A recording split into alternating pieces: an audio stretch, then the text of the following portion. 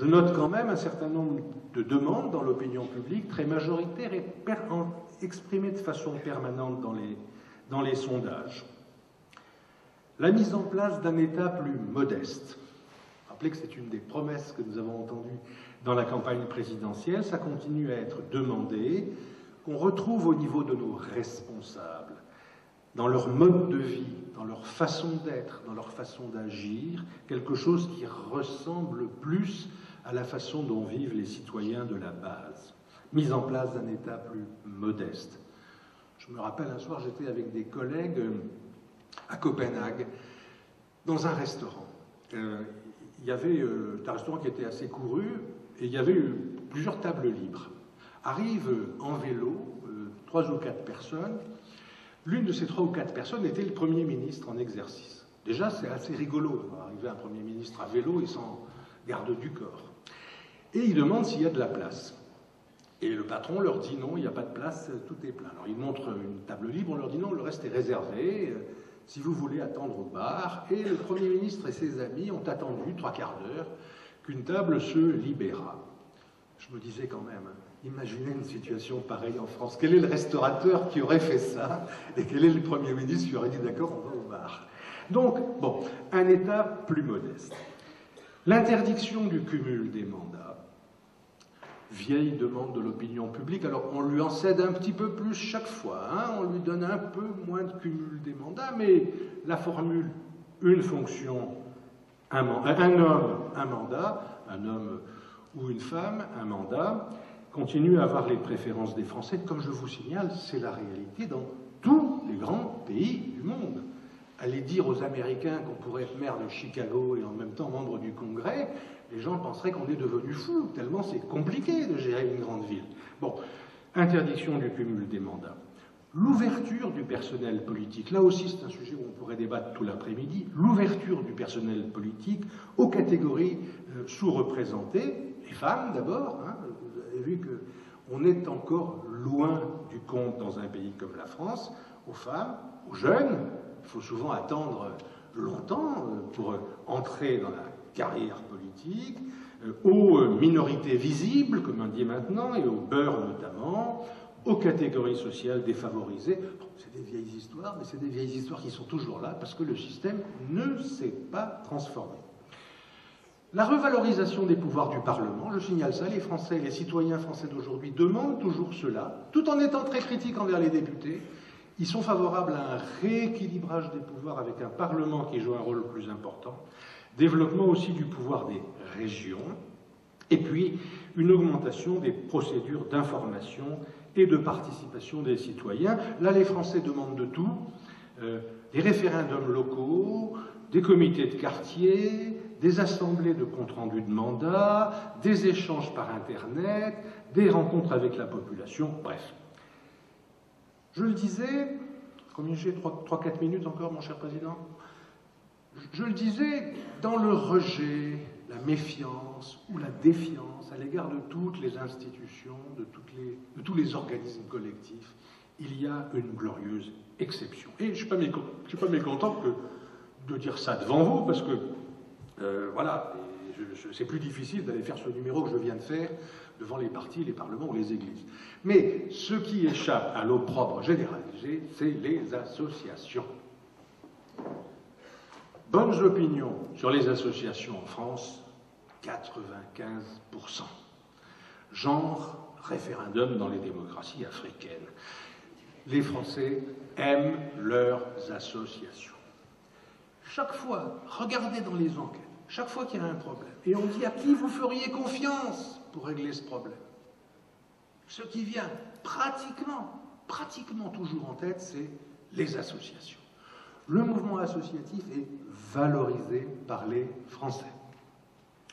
Non seulement il est valorisé dans l'opinion, et les gens l'expriment notamment dans les sondages, mais ne nous y trompons pas, il l'est aussi dans les faits.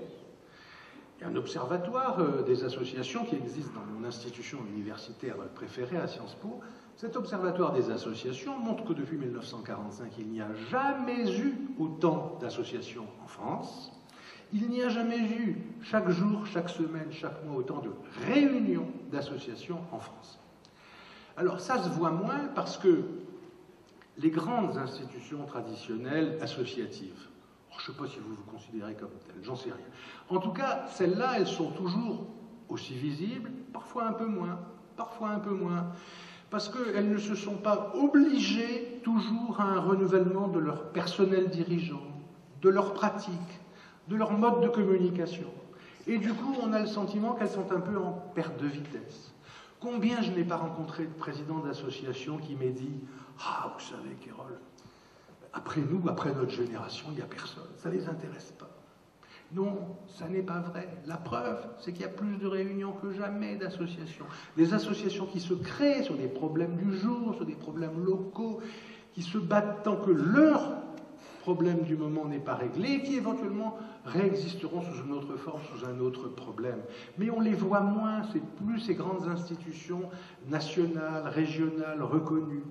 Ça veut dire que si des tas, notamment de jeunes, et notamment de femmes, font des tas d'associations, alors que c'était des publics qui n'allaient pas dans le mouvement associatif il y a encore quelques temps, si ça marche, ça veut dire que les associations qui ont pignon sur rue ont le devoir, puisque le mouvement existe dans le pays, de proposer elles aussi aux citoyens ce renouvellement permanent, cette adaptation au terrain et aussi cette qualité de communication. J'entendais tout à l'heure dans le rapport d'un des ateliers qu'on mettait l'accent sur la communication. Et oui, il y a une espèce de vieille tradition, ne serait-ce qu'à cause de tout ce que j'ai dit sur les médias tout à l'heure, il y a une espèce de vieille tradition de méfiance envers la com.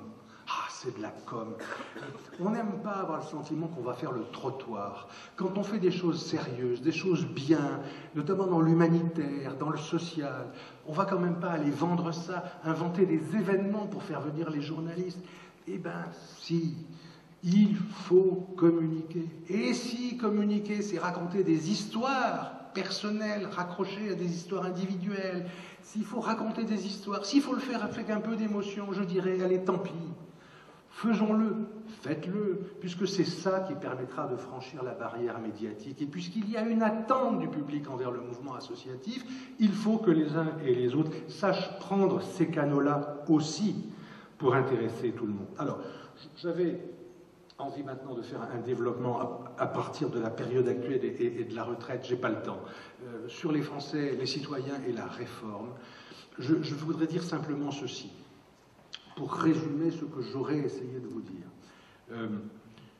Les politiques, de gauche ou de droite, hein, là encore une fois, vous avez bien compris que dans mon propos, peu importe.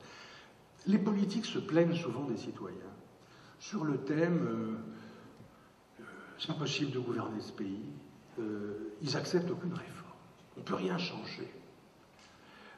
La France n'a changé que par des grandes révolutions, sans quoi on ne peut pas. Franchement, regardons la France. Et regardons ce qui a changé dans ce pays depuis des décennies. Ça fait quand même un moment qu'on n'a pas eu de révolution, non? Et alors, il y a eu des changements importants. Mettons que vous vouliez appeler révolution mai 68. Enfin, ça fait 50 ans. Et je vois qu'il y en a qui doutent même. Donc il faudrait remonter à bien avant. Alors, qu'est-ce que c'est que cette histoire? La France change, les réformes se font, et très souvent, la France, de la société civile française, elle change sans attendre que l'État lui en donne le signal. Enfin, nous sommes un pays dans lequel les femmes ont pris en même temps cette double décision extraordinaire de faire plus d'enfants et d'aller travailler. Le travail féminin est devenu quantitativement l'égal du travail masculin et la France a vu repartir sa courbe de naissance. Voilà une décision de vitalité dans une société qui ne doit en rien à des décisions étatiques, ni même à des demandes des autorités.